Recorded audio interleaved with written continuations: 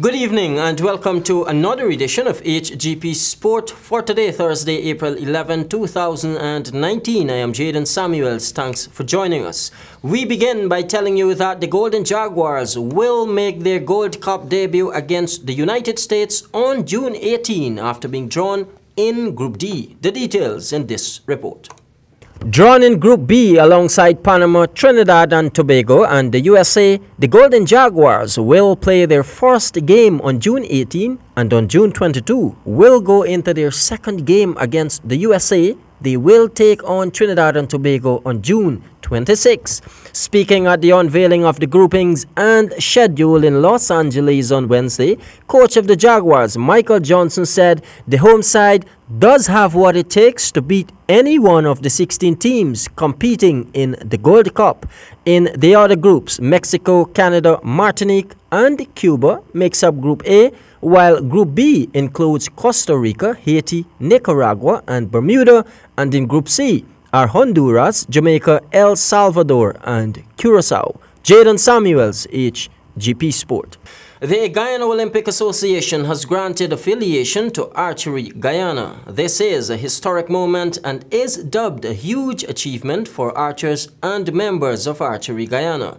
President of Archery, Mr. Mohammed Khan, and Secretary General Mrs. Vishu Prasad McKinnon attended the first council meeting where the council was brought to date with their activities. The Guyana Olympic Association will now be working together to further promote the sport of archery. Let's turn our attention to some boxing news. The fight is over. Kevin Alcock finally qualifies for the Pan American Games after controversy ensued over his boxing gear. Samuel Gillis reports. Guyana will now be represented by Kevin Alcock in the next Pan Am Games scheduled for Peru.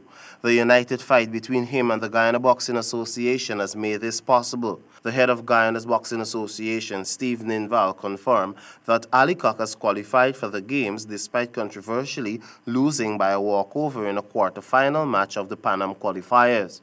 Controversy ensued when Alcock was set to fight Alex de Cruz of the Dominican Republic on Monday, but was prevented by the technical delegate Raphael, claiming that the Guyanese was wearing an inappropriate colored vest, even though the International Technical Office and referee found nothing wrong with the garment. After much talks, letter writing, and administrative protests, Alcock is now given the green light verbally.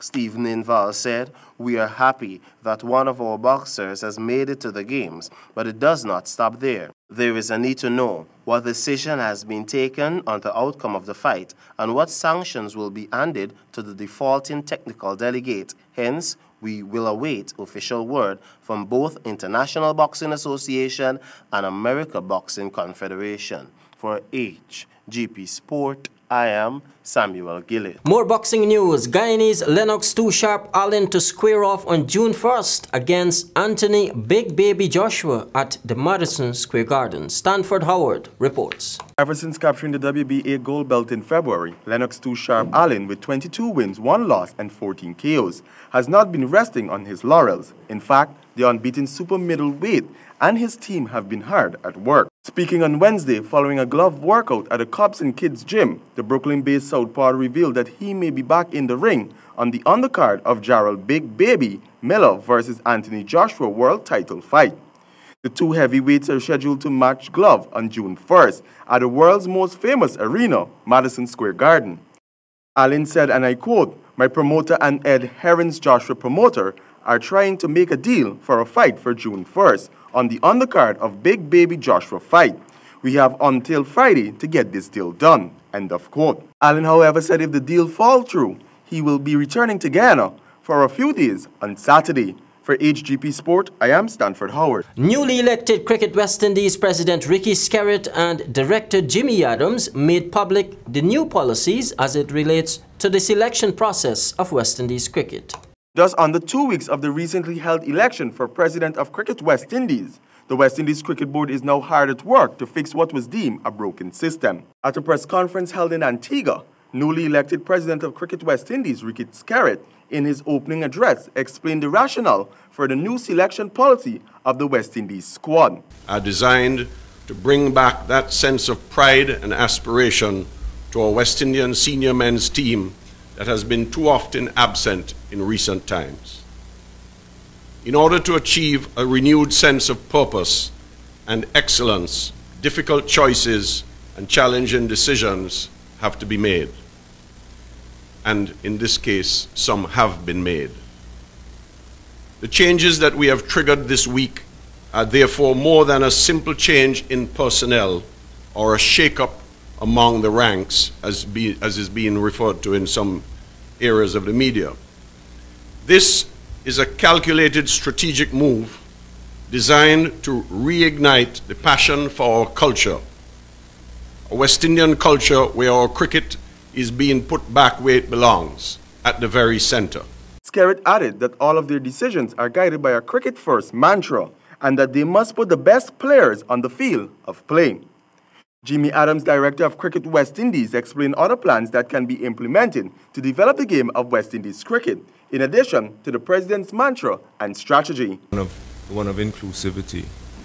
I think I've always maintained that with the resources that we have, we can't afford to exclude any sort of expertise that we have in the region, whether it be playing expertise or coaching expertise.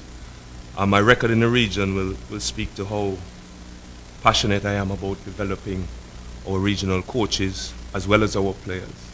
And to this end, I think what we have started here is a fantastic opportunity because it gives hope, it gives motivation, and it should inspire not just the regional players, but also the coaches in the region, that we have a pathway that will take them all the way to the top and that there won't be any hindrances along the way.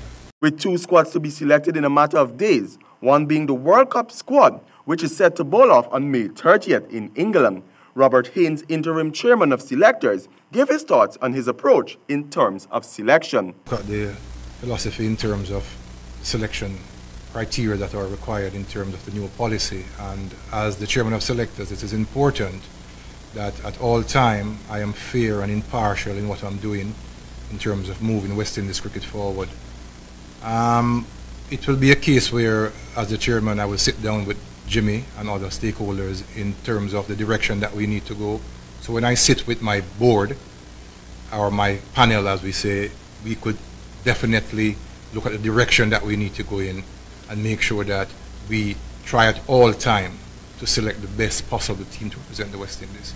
And it's also important that the coach and the captain, when we sit down to discuss cricket, that they have this freedom of expressing themselves, what is it they need in terms of players to represent the team, so we could sit down as a group, discuss this, and we could move forward. For HGP Sport, I am Stanford Howard. Still in cricket news, Demerara are the champions of the Guyana Cricket Board Inter-County Under 1750 over tournament after a nail-biting 2-run victory over a select Under-15 lineup at Everest on Wednesday. Batting first, Demerara in 48.1 overs managed 207 thanks to a well-organized 70 from Machu Nandu, which stabilized the innings to reach over the 200 mark. Also troubling the runs in aggression mode was Rommel Datodine. He made 49 of 79 balls. Bowling for the select Under-15 team, Zachary Joda took 3 for 39, Krishna Singh 3 for 44, and Alvin Mohabir, Mavindra Dindyal, Thaddeus Lovell had 1 each. In reply, Team Select batted well thanks to a well-put-together 76 from opener Rampertad Ramnot, and was well supported by Mavindra Dindyal. He made 67, but all was in vain. Needing 15 in the last over, Team Select fell short by 2 runs, finishing on 205 for the loss of 6 wickets. Still in cricket news, Chennai Super Kings toppled Rajasthan Royals in match 25 as the Indian Premier League continues. Royals batted first and posted 151 in their 20 overs. Ben Stokes troubled the runs. He made 28 from 26 balls, with Ravindra Jadeja being the most effective bowler, picking up 2 wickets. In reply, Chennai Super Kings Mahendra Singh Dhoni played a masterclass innings with a brilliant half-century, 58 from 43 balls, and Ambati Raidu, 57, helped steer the ship for the win by 4 wickets. Let's turn our attention to some horse racing news. On Easter Sunday, it will be going down at the Port Moran Turf Club when the country's top horses compete in the first Triple Crown meeting. The details in this report. With a $2 million purse just for the feature race, the competition is expected to be intense, especially with Lucky Star fresh off a win and will be looking to maintain dominance over Vera's finally his closest rival. In the 3-year-old Guyana-bred race, Valentina will be looking to compete for a Triple Crown and pocket the $400,000 top prize. In the F-class category, the winner will pocket $350,000, while the most dominant in the H-class will take home $300,000, and the winner in the I-class pockets $250,000. Apart from the packed program, the organizers will be distributing 500 kites to children as part of the Easter celebrations. Jaden Samuels, HGP Sport. That concludes our cast for this evening. I'm Jaden Samuels reminding you to say yes to life, yes to sport, and no to drugs. Good night.